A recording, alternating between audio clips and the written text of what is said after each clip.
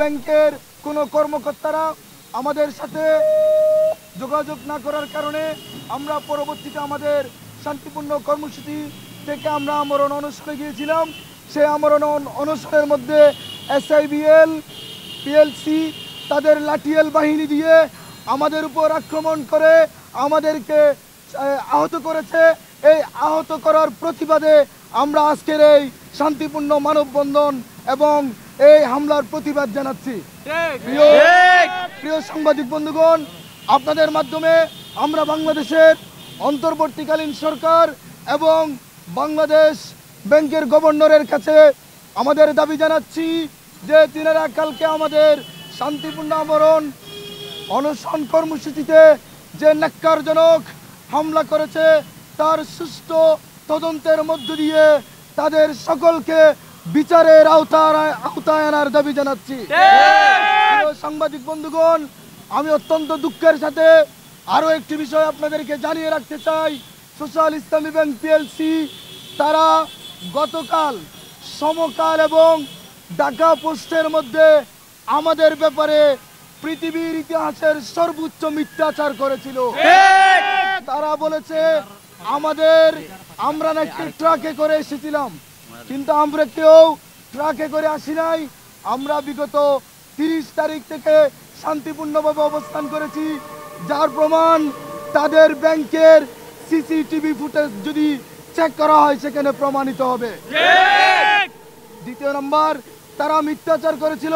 তারা বলেছিল আমাদেরকে সেনাবাহিনী সরিয়ে দিয়েছে।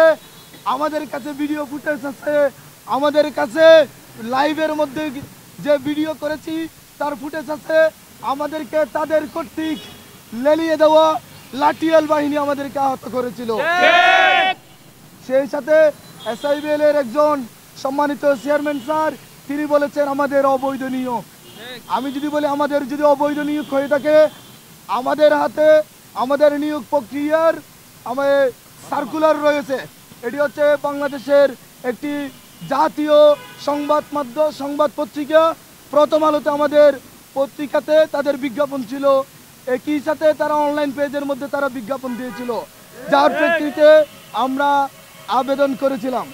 ওই সময়ের মধ্যে তারা আমাদের সকল ডকুমেন্টস আমাদের সবকিছু যাচাই বাছাই করে আমাদেরকে নিয়োগ প্রক্রিয়া অবলম্বন করে আমাদেরকে নিয়োগ দিয়েছিলেন।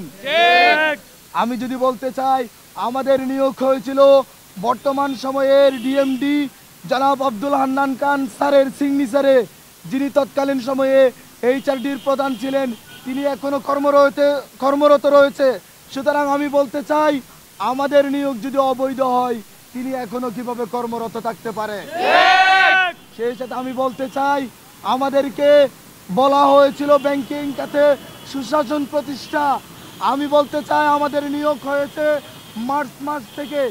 আমরা ব্যাংকের এন্ট্রি লেভেলের কর্মকর্তা, অ্যাসিস্ট্যান্ট অফিসার, আমরা ব্যাংকিং কোনো খাতে অনিয়ম করেছি তার কোনো প্রমাণ তিনারা আমাদেরকে দেখাইতে পারে নাই।